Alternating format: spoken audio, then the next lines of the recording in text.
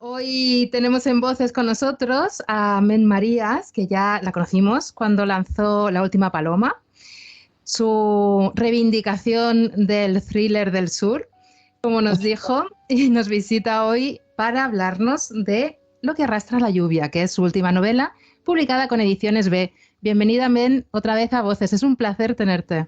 Gracias, Lorena. Todo lo contrario, el placer es mío. No sabes la ilusión que me hace volver a estar aquí. La ilusión ha sido mía de reencontrarme contigo en este libro en el que, como ya te dije, te has superado.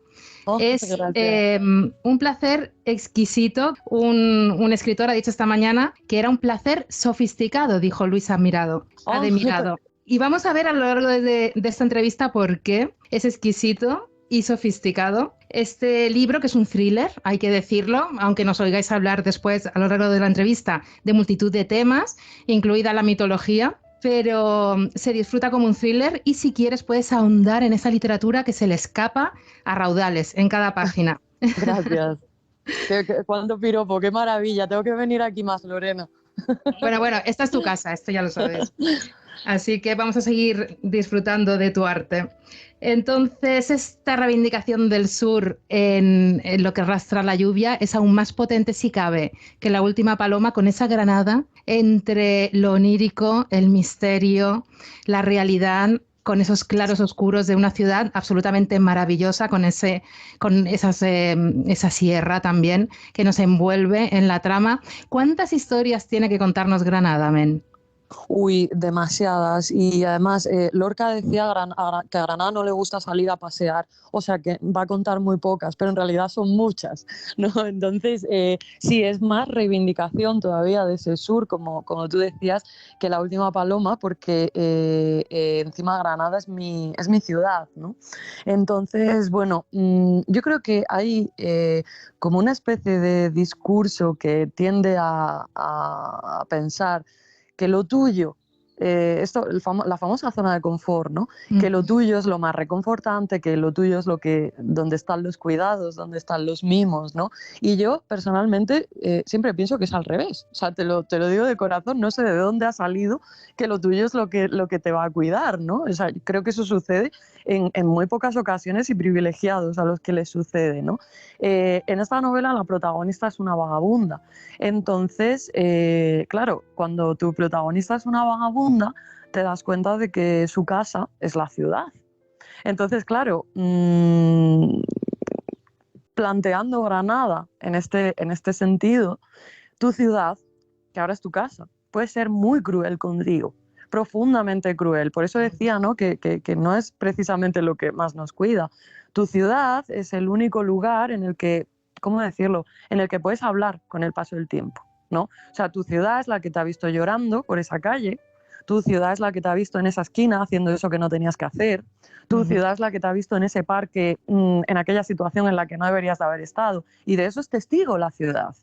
A lo mejor tú crees que estabas sola, a lo mejor tú crees que allí no había nadie, nadie te estaba viendo, pero te estaba viendo la ciudad. O sea, la arquitectura urbana es algo profundamente invasivo. Entonces, al final eso es Granada en la novela, es una cuestión testifical. Totalmente. Y prácticamente corpórea, que a veces se mimetiza con esa diosa Fortuna que aparece también, ¿no? Con todo esto que estás comentando de la ciudad. Sí, desde luego. O sea, Granada al final es el soporte de la novela, ¿no? A mí hay veces que te preguntan, ¿no? ¿Esto podría suceder en otro lugar? No. Parece que sí, pero no podría suceder en otro lugar. Podría suceder en otro lugar otra historia soportada, apoyada en esa ciudad, ¿no? Pero esta tiene que suceder aquí. Hay una imagen de Granada, que es la Granada de la Alhambra, la Granada del sol, la Granada de la luz, ¿no? De la alegría, ¿no? Pero también existen otras Granadas, ¿no? Entonces, en la novela, aquí, pues es cierto que no llueve mucho. Y en la novela Lo que arrastra la lluvia, precisamente, ese año no deja de llover en Granada. Quiero decir, para mí eso era muy importante, porque hay una Granada en la que está todo el día lloviendo, aunque no se vea. Así es.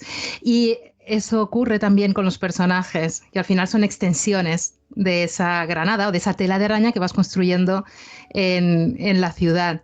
con esa lluvia que se confunde con las lágrimas, que puede ser purificadora, pero también puede ser una tortura, como ocurre con las personas que están viviendo en la calle. Dedicas el libro a Rocío y Rocío es una persona, una mujer que vive en la calle con la que hablaste para documentarte sobre la novela, si no me equivoco. Sí, efectivamente, pero no fue exactamente así. O sea, yo no encontré a Rocío, me encontró ella a mí, es la verdad, ¿no? Yo, bueno, pues muy rápidamente un día iba a trabajar, ¿no? Y caminando por la calle, una calle muy céntrica de Granada además, me encontré a una mujer llorando en la calle, acuclillada, con lo que me llamaba verdaderamente la atención es que tenía un aspecto completamente normal. O sea, no tenía un aspecto propio de las personas que viven en la calle, ¿no? Un aspecto a lo mejor más desaliñado, era una mujer vestida exactamente igual que yo, ¿no? O peinada exactamente igual que yo, con los mismos zapatos que yo, ¿no? Y estaba llorando y yo simplemente me paré porque, bueno, soy muy curiosa, ¿no? Para preguntarle qué le pasaba, ¿no? Entonces esto era una mujer que se acababa de quedar en la calle. Y claro, a mí esto me fascinó. Me fascinó literalmente, ¿no? Y yo empecé a quedar con esta mujer, yo empecé a hablar con ella, ¿no? Y era una persona que me hizo darme cuenta, y esto es completamente real, no es discurso, ¿no? Que venía de una casa o de una familia o de un entorno igual de bueno o mejor que el mío, que esa persona no había nacido en la calle, que ahí había terminado.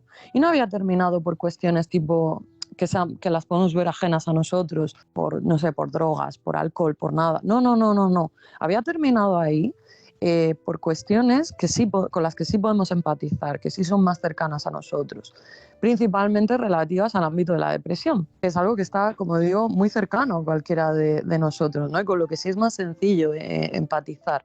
Entonces, bueno, como digo en la novela, y como te decía antes, fue ella quien me encontró, ¿no? Entonces dije, yo tengo que escribir esta historia, que no es real, por supuesto, o sea, todo lo que se cuenta en la novela me lo he inventado, afortunadamente, eso no le pasó a esta mujer, pero sí parte de ahí. El trasfondo es esa crisis que vivimos en el 2000, bueno, a finales del 17, 18 hasta el 2012, por enmarcarla en un tiempo, en el que se diluyen las fronteras y, como bien dices, podemos llegar a circunstancias que pueden ser ajenas a priori a nuestra vida, que es como quedarnos sin una casa por no poder pagar en un momento dado las facturas. Lo que le ocurre a Marina, que es una de las protagonistas, es que se suceden, que no podemos entrar para no desvelar la trama, pero se suceden una serie de circunstancias que la llevan, que la abocan, que la empujan a la calle, incluidas las preferentes, ¿no?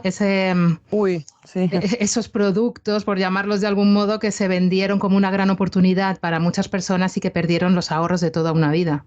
Yo eso lo he visto con mis propios ojos, porque yo, bueno, soy abogada, entonces hay un capítulo en el libro, al principio, debe ser 20 o 30 páginas, en el que se ve a Marina diciendo en la oficina del banco, en la sucursal, que quiere recuperar ese dinero que ha invertido porque lo necesita para vivir literalmente, ¿no? Y la informan de que eso que ha comprado no lo puede retirar hasta el año 3000.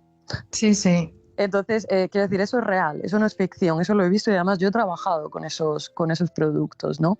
Y no estamos hablando de una persona que dices, buah, ¿cómo es posible que te hayas metido ahí? No. O sea, estamos hablando de que eso ha sido comprado incluso por personas con conocimientos fiscales, ¿no?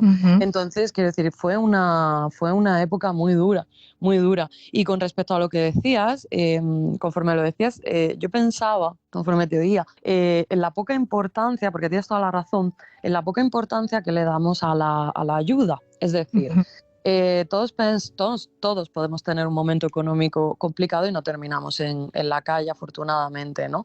Pero porque tenemos ayuda. Quiero decir, la gente en un momento dado le puede pedir dinero prestado a su padre, a su madre, a su hermano, a su amigo. Así es. Pero cuando esa ayuda no está ahí, cuando no tienes a nadie, y eso es algo que ya sí es más cercano, es decir, es como que se conjuren todos los planetas a la vez.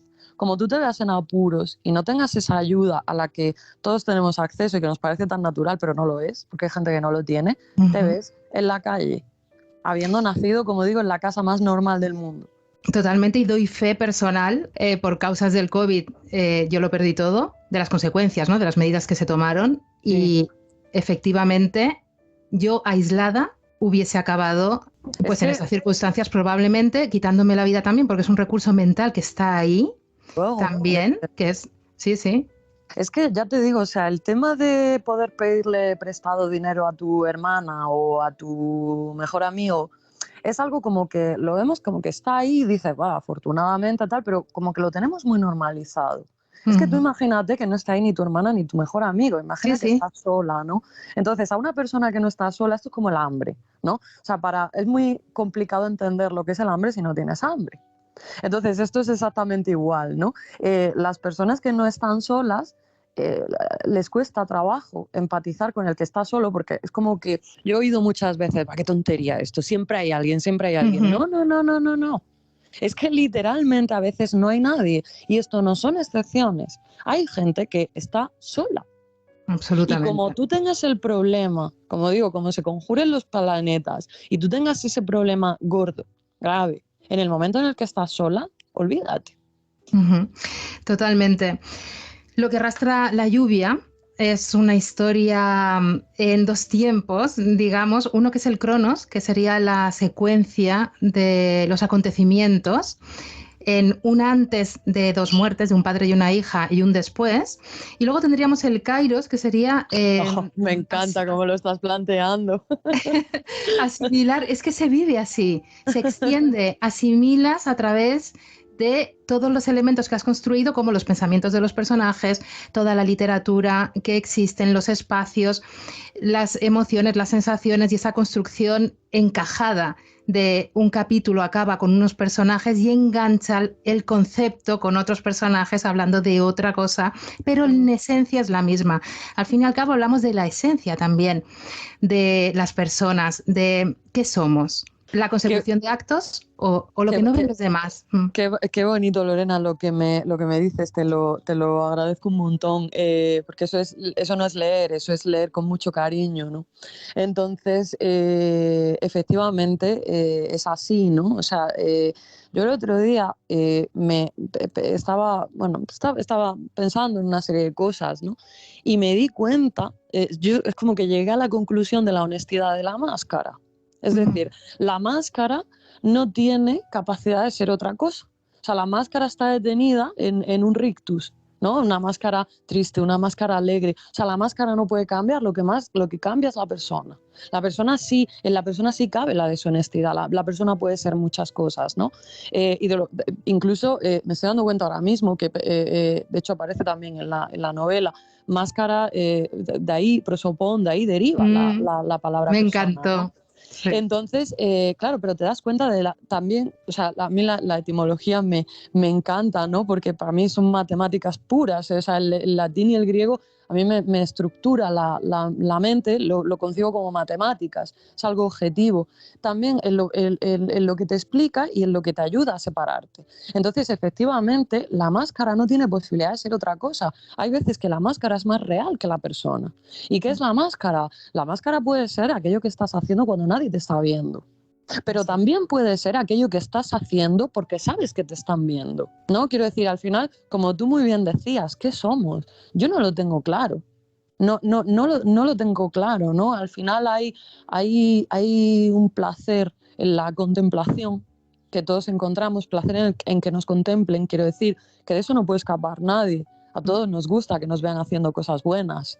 ¿Quién puede decir que no, verdad? A nadie le gusta que lo vean haciendo cosas malas. ¿Quién puede decir que no? O sea, esto no me parece que sea discutible. Pero, ¿qué eres? También decía Walt Whitman, Walt Whitman tiene un verso que dice, me habitan multitudes, ¿no? Y quizás seamos eso, ¿no? Quizás seamos la persona que hace cosas malas, la persona que hace cosas buenas, por utilizar términos maniqueístas, pero bueno, quizás seamos todo, quizás se puede ser muchas cosas, no tenemos que ser una.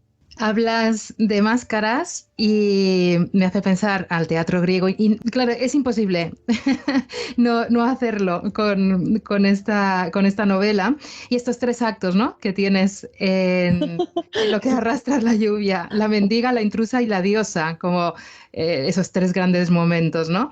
Y yo que veo cosas a lo mejor donde no las hay, ahora me lo dirás tú y corriges estas alas que a veces todo lo contrario, todo me lo otorgo. contrario. Yo he querido ver en estos títulos obras literarias también, porque es que tienes literatura por todas partes. Entonces, La mendiga de César Aira, con esa realidad que queda al mismo tiempo arriba y abajo, ¿no? De una historia, me ha parecido muy oportuno. La intrusa de Borges, ese cuento, ¿no? Entre el amor y la muerte, que también los tenemos aquí en Lo que arrastra la lluvia, y La diosa de Christine Downing, esto un poco más mitológico, ¿no? Las imágenes de esa mitología femenina. Yo, de verdad, o sea, yo nunca en la vida he tenido una lectora así, o sea, de verdad, me voy a morir de felicidad, estoy por colgar para irme a llorar de la alegría. Me parece maravilloso lo que dices, o sea, para mí la parte de metaliteratura es profundamente importante, ¿no? O sea, yo quiero creer que cuando estoy leyendo un libro, ¿no? Que haya un faro o que haya una televisión no es gratuito. O sea, si hay un faro es por algo y si hay una televisión es por algo. Es decir, hay cuestiones detrás de las palabras, ¿no? O sea, al final hay veces que coges un libro y puedes decir, vale, este libro tiene 60 páginas y tú sientes que no tiene 60 páginas, que tiene 100.000 millones de páginas. Entonces, esa es la función de la metaliteratura, ¿no? Crear el caldo de cultivo para que suceda todo. Y para mí eso es profundamente importante. O sea, yo, como dicen, yo no doy puntadas sin hilo, porque es muy, muy, muy importante, porque me encanta hacerlo, ¿no? Decía Chekhov que cuando un autor escriba y mencione al describir una habitación una pistola, la pistola tiene que dispararse, si no, no la menciones. Entonces yo eso para mí es, yo eso me lo tomo a rajatabla. Entonces sí, efectivamente, detrás de las palabras yo he querido esconder otras cuestiones. Más que esconderlas, disfrazarlas, ¿no? Para que estén ahí. Esto es como el bajo en un grupo de rock. Tú el bajo no lo distingues. O sea, el bajo no se sabe que está, pero si lo quitas, se sabe que falta. Cierto. Entonces, a mí me gusta trabajar así y es, ya te digo, es porque esto es un esfuerzo, ¿no? Es un placer cuando ves a alguien que lo encuentra, ¿no? Es maravilloso. Ahora que has dicho eso del bajo, la cavernosidad del sonido del bajo encaja con todo esto, ¿no? De ir, rasca un poco más allá de la superficie y busca. Quizá no es lo que la intención primera de un escritor, pero busca, porque eso va a ser alimento también y es estimulante. Al fin y al cabo, buscar conocimiento rascando sobre la superficie de las palabras es muy, muy estimulante. Por eso te digo que he disfrutado muchísimo Qué bien, con tu qué libro. maravilla. Muchísimo. Evidentemente hablamos de mujeres, también hay hombres y grandes personajes. La mujer se construye por binomio. Carmen, Marina, Leonor, Lola, Betty, Julia, los podemos ver así, por ejemplo, y se van construyendo unas a otras con la mirada de la otra, lo que hablábamos, ¿no? Qué importante es también que nos miren para construirnos. Es, yo no sé si importante o imprescindible, ¿no? Es algo que me planteo mucho. Quiero decir, o sea, eres tú la que me está dando existencia a mí, porque tú ahora mismo me estás reconociendo, porque estás hablando conmigo, me estás mirando, ¿no? O sea, quiero decir, al final, para mí, yo siempre que me preguntan, ¿qué es para ti la locura? ¿No? Yo siempre contesto lo mismo. Para mí la locura, además lo pienso de corazón, es el silencio. Eso es la locura. ¿Por qué? Porque no tengo muy claro, no acabo de encontrar una respuesta a si es el otro el que me construye o es el otro el que me da la existencia mirándome, ¿no? O sea, quiero decir, a lo mejor es algo, o sea, ni esto ni solipsismo, ¿no? Pero debe de estar en un punto intermedio. Evidentemente no se puede ser tan radical, probablemente no sea una cosa ni la otra, pero no hay que descartar tampoco. O sea, el hecho de que los demás te conforman en muchos sentidos, pero también en el más bajo que existe, que es en el de darte existencia, ¿no? O sea, quiero decir, si tú estás sola en el mundo, existes. Yo no lo tengo tan claro. Y eso también puede llevar a la manipulación, porque, hombre, claro, esa necesidad de que te existan, digamos. Desde luego, yo no lo habría definido mejor. Desde luego, esa necesidad de que te existan. Es que efectivamente es así. O sea, creo que a veces no nos reconocemos. O sea, reconocerte es existir, ¿no? Yo, precisamente, el otro día en un club de lectura lo hablaba con una mujer, con una lectora, y yo le decía, vale, esa mujer no fuma. Tú imagínate que todo el mundo piensa que fumas.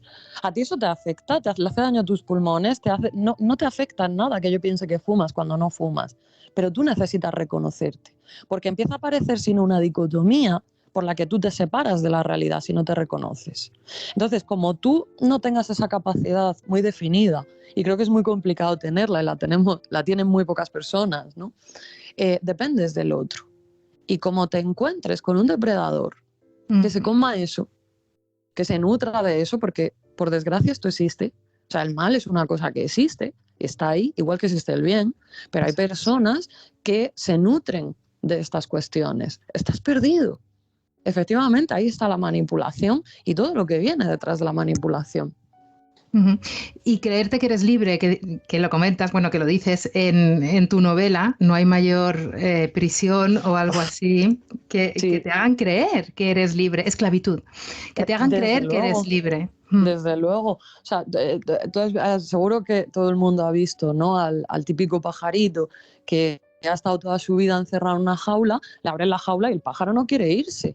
¿Por qué? Pues porque a ti te han convencido de que eso es la libertad, entonces tú no te vas a ir, ¿no?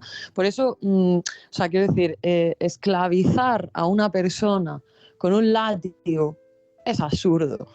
Hay formas mucho mejor. ¿Por qué? Porque esa persona en cuanto pueda se va a ir de allí, ¿no? Eso es muy poco efectivo si quieres esclavizar a una persona. Si tú quieres esclavizar a una persona, la mejor forma que existe de hacerlo es hacerle creer a esa persona que es libre. Es la única manera en la que no va a querer escapar, ¿no? Totalmente. Hay una frase con respecto a la mujer que es muy potente y que dice: el reloj biológico se ha roto si la mujer tiene más miedo que la niña. Sí. Y esto, lamentablemente, es algo que llegadas a una edad vemos alrededor nuestro y podemos caer en ello también. Y es peligroso y claro, va contra natura. Sí, pero como tú, yo creo que muy bien dices, se ve. O sea, eso está ahí, ¿no? De hecho, o sea, esa frase que dices sucede en una cuestión súper concreta, no es algo generalista, pero de repente yo cuando la escribía me di cuenta de que no la utilizaba solamente para referirme a esa cuestión tan concretísima, sino que es en general, quiero decir. Yo cuando era niña tenía menos miedo. Y ojo, no es por inconsciencia. Porque si fuera por inconsciencia a mí eso no me sirve. Es porque, digamos que o sea, el mundo todavía no se había convertido en un lugar tan terrorífico, ¿no? Entonces, ¿cómo puede funcionar así? Quiero decir, al final te planteas y dices, pero bueno, ¿qué pasa? ¿Tú qué tienes? ¿11, 12 años de margen? ¿11, 12 años para no tenerle miedo a la vida? O sea, después te van a destrozar. Porque en la mayor parte de las ocasiones es que nos comportamos así. Es que efectivamente el reloj biológico se ha roto, ¿no? Porque la adulta tiene más miedo que la niña. Y yo creo que esto es algo en lo que es muy sencillo reconocerse. Insisto, no por esa inconsciencia ¿no? de la infancia, ¿no? Pero no es por esa inconsciencia, es por todavía creer y confiar. Totalmente. Si algo va, lo que arrastra la lluvia también es de supervivencia, evidentemente. Sí. Y de armas para la supervivencia, porque también hay una caja de utilidades, de herramientas que podemos utilizar. Una de ellas es una frase que define a Carmen, que dice: tiene la capacidad de apreciar el presente antes de que se convierta en pasado. Buah, sí. Eso, yo creo que eso es tan importante. Yo creo que al final siempre concebimos la felicidad, ¿cómo decirlo? ¿Qué feliz hubiera sido si hubiera sabido lo feliz que era? O sea, parece que necesitamos para catalogar el presente como bueno, para disfrutarlo, parece que, no sé por qué, pero es que parece que necesitamos el juicio de la historia. Me da igual que la historia sean 10 segundos, ¿no? O 3 días, no hace falta que sean 20.000 años. Quiero decir, al final solamente entendemos lo felices que estábamos siendo cuando eso ya ha terminado. Entonces, claro, que tú tengas la capacidad, o sea, normalmente las cosas no se entienden mientras están sucediendo, se entienden después. Entonces, si tú consigues sobreponerte a eso, si tú eres capaz de apreciar lo que está sucediendo en ese mismo instante y no cuando se convierta en futuro, yo creo que le has ganado la partida a la vida por goleada. Totalmente, sí. Y puedes transmitirlo, que al fin y al cabo es algo que hace Carmen también en ese espíritu constructivo, un poco a lo Voltaire, de cultivar su jardín, pues ella cultiva un club de lectura. Sí. Que va enlazándose con la trama y nos ayuda a entender la dimensión de los personajes y sus acciones, aunque no lo aceptemos en ocasiones, ¿no? Funciona así como un recorrido topográfico un poco de los acontecimientos y expande. Hablamos otra vez de esa expansión que ocurre en este libro, que es un libro que parece que tenga cientos de miles de páginas aún por abrir, incluso cuando lo has acabado. Porque ahora me has obligado a releerme los clásicos de los que hablas, 4 libros fundamentales en el Club de Lectura de Carmen, que son La Metamorfosis de Kafka, El extranjero de Camus, Dr. Jekyll y Mr. Hyde, y Así habla Zaratustra de Nietzsche. Sí. En La Metamorfosis, esa reflexión, ¿no?, del repudiado, de lo diferente, obviamente va con la trama, pero hay otra que haces que... tengo aquí el fragmento sobre lo que es el escritor. Y me interesa muchísimo porque dices, en todos los libros hay millones de palabras vacías por precisas cuya única función es engordarlos, como al ganado. Kafka utiliza la contestable, la que está llena de años. Quizá el trabajo del escritor, del verdadero escritor, no consiste en escribir, sino en no hacerlo. ¿Esta es me? Le encantaría, lo que pasa que no creo que lo consiga, pero le encantaría hacerlo, porque sí que lo pienso. O sea, hablando de la metamorfosis, quiero decir, ¿cómo? En 60 páginas o algo así que puede tener ese libro, puedes contener la humanidad entera, porque está ahí, la humanidad entera está ahí. 60, 70 páginas, la humanidad entera en este momento de la historia, en momentos anteriores, seguro que en momentos posteriores. ¿Cómo es eso posible? ¿No? Al final, yo doy clases en una escuela de escritura, ¿no? Y una vez me dijo un alumno, es que el lenguaje, que lo que nosotros utilizamos para trabajar, es muy sucio. O sea, nosotros tenemos una herramienta de trabajo, el vocabulario, muy sucia. ¿Por qué? Porque como lo estamos usando constantemente, pues ya no se ha ensuciado.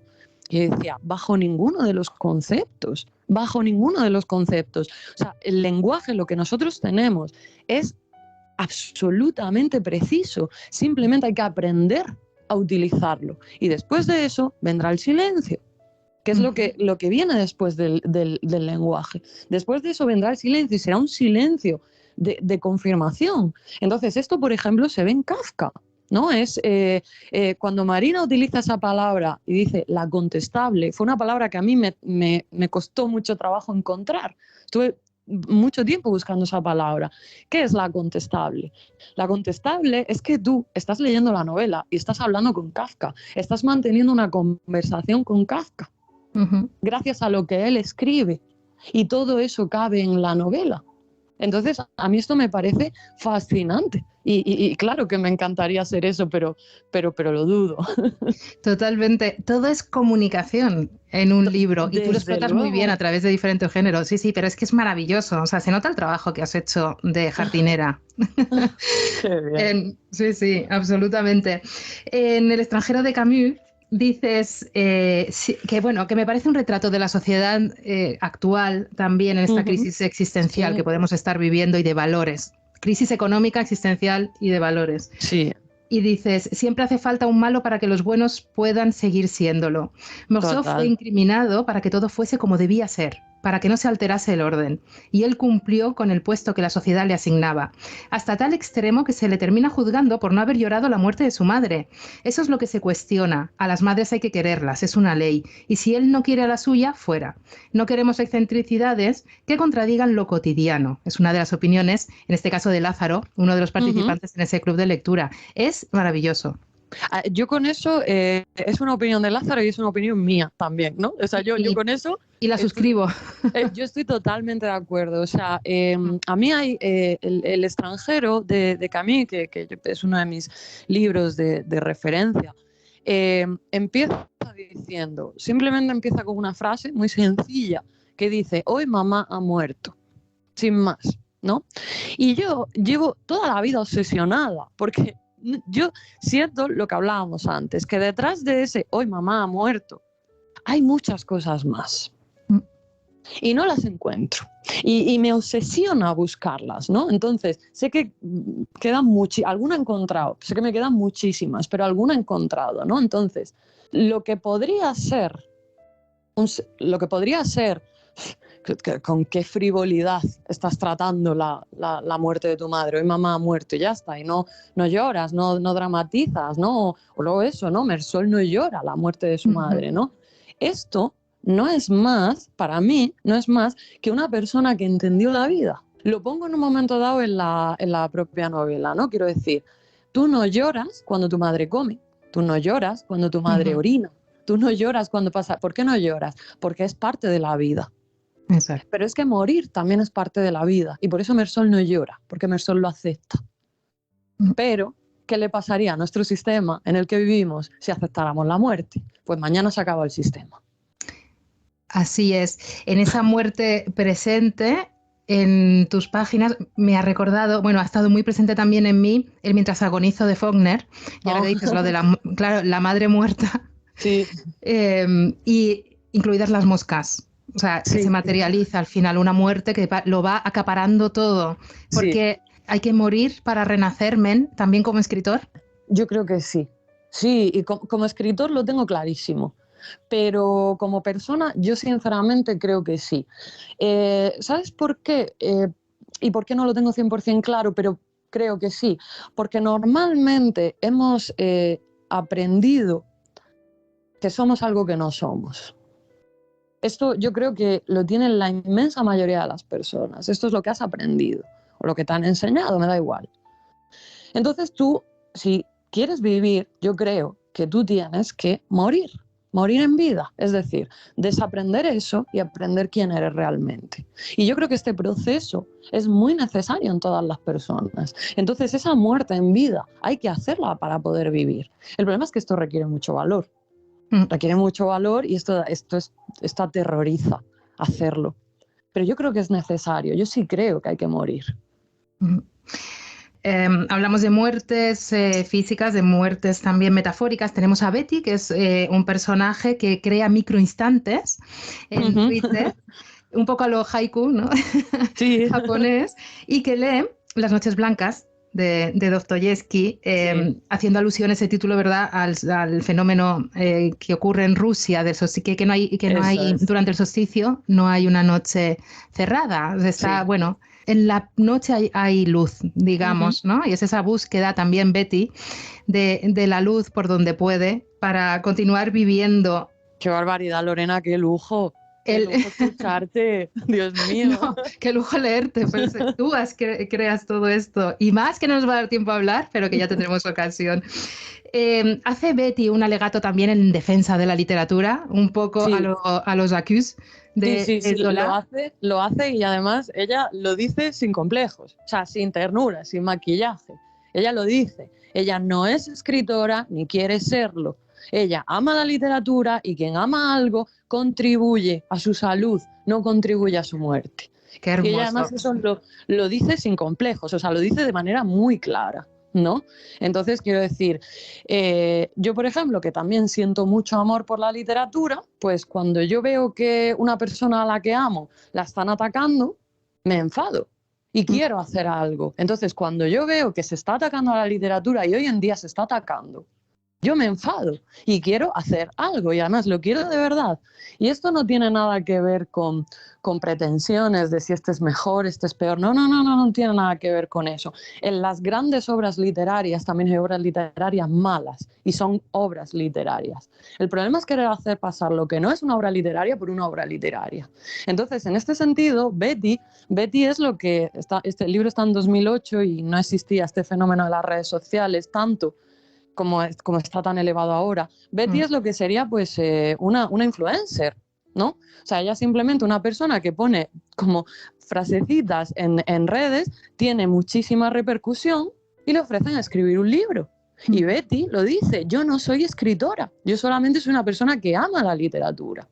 Y eso efectivamente para mí sí es un alegato, ¿no? Quiero decir, yo por ejemplo, yo amo profundamente la pintura, pero yo no soy pintora. Exacto.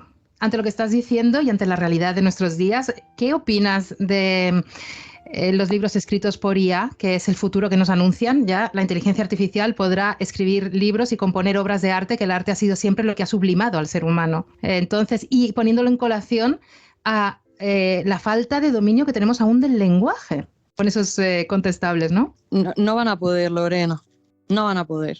No van a poder y además no lo creo profundamente, no van a poder. O sea, por ejemplo, hoy en día las editoriales tratan de fabricar bestsellers y no les sale bien.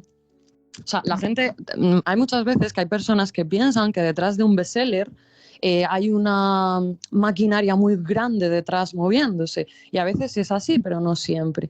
Y luego hay otras veces que esa maquinaria se pone en funcionamiento y no se vende el libro, ¿no?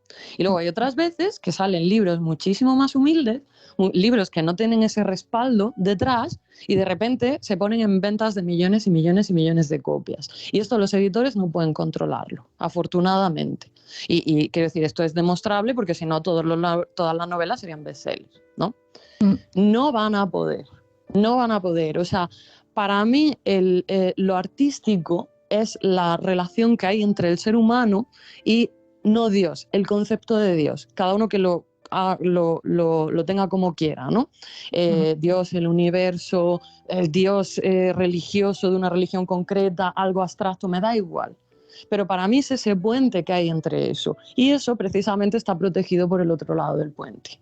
Entonces, yo sinceramente pienso, y te lo digo de corazón, y ojalá algún día no hablemos de esto diciendo hay que ver qué ilusa era, que al final han podido. Yo pienso de corazón que hasta ahí no van a poder llegar. Entre otras cosas porque yo sé perfectamente, yo estoy dentro de este mundo, yo veo cómo lo intentan y yo veo cómo afortunadamente no lo consiguen. Si nosotros mismos no somos capaces de saber qué somos, ¿cómo va a ser una máquina capaz de sublimar lo que somos? Desde luego, desde luego. Es completamente imposible, estoy de acuerdo. No podemos ahondar mucho más, tenemos casi que dejarlo aquí. Nos hemos dejado el blog de Julieta con esa iniciación al mal, de la virtud, digamos, que me ha encantado también, evidentemente, con esa bienvenida con Benedetti, esa despedida con Cortázar y esa lluvia que te cala hasta los huesos, también maravillosa. Se lo dejamos a los oyentes para que lo descubran por sí mismos. Y esa intrusión en el amor romántico, vestido de André Rieu también, esa música. Y luego la realidad de las cosas y volvemos a las herramientas de supervivencia. Pero antes de despedirnos, tengo que pedirte que saludes al gato Melquíades de mi parte. Ha sido uno de los personajes que más me ha gustado y me ha hecho acordar, por supuesto, a Behemoth del Maestro y Margarita. Lo tengo aquí al lado, te saluda él también. Sabía que era real y que tenía que ser tuyo porque tiene una presencia y aparece en los momentos como otra banda sonora. Está la de André Rieu y está la de Melquíades, que evidentemente Melquíades, pues bueno, nos lleva a esos 100 años de soledad también, a ese personaje tan carismático. Los gatos son testimoniales. Yo, si hay algo sin lo que no puedo vivir, es sin gatos cerca. O sea, con lo que hablábamos antes, a mí yo tengo 3 gatos, uno de ellos es Melquíades. Pues a mí Melquíades me da la existencia, me reconoce la existencia. Así es, totalmente. Voy a despedirte leyendo, si me lo permites, simplemente aquí lo tengo. Un pequeño extracto sobre la verdad. He recogido en un banner porque no me he podido, es que es inevitable, lo quería tener visual. Y dices, la verdad nada tiene que ver con la opinión mayoritaria o con el credo que sobrevive a los años. Verdad es lo que hace que la especie no se extinga, ya que si el ser humano desaparece, la verdad también lo hará por no quedar nadie que la conciba. Esa es pues la única evidencia. Solo es verdad aquello que nos permite seguir vivos. como puede ser también el propio reflejo que enviamos a los demás. Palabras maravillosas para acabar este momentito que se me ha pasado volando, Men. Lorena, muchísimas gracias, de verdad, te lo digo de todo corazón. O sea, además, y quiero decir, yo para esto soy como Betty, te lo digo de todo corazón, sin complejos, ¿no? Es la mejor entrevista que a mí me han hecho en mi vida. Te lo digo de corazón. Bueno, Men. De verdad, te lo digo de corazón. ¡Qué lujo! Es fruto de lo que me has hecho disfrutar y lo que vas a hacer disfrutar a los lectores. Quien quiera un buen thriller, aquí tienes Lo que arrastra la lluvia, y quien quiera ahondar, quien quiera ir más, quien quiera meterse en los pasadizos de la novela negra, a veces incluso gótica, por momentos, que vaya, que se tire al barro y a la lluvia de Lo que arrastra la lluvia de Men Marías. Muchísimas gracias, Men, por haber estado aquí con nosotros. Estamos ya esperando el siguiente. Gracias a ti, Lorena, de todo corazón.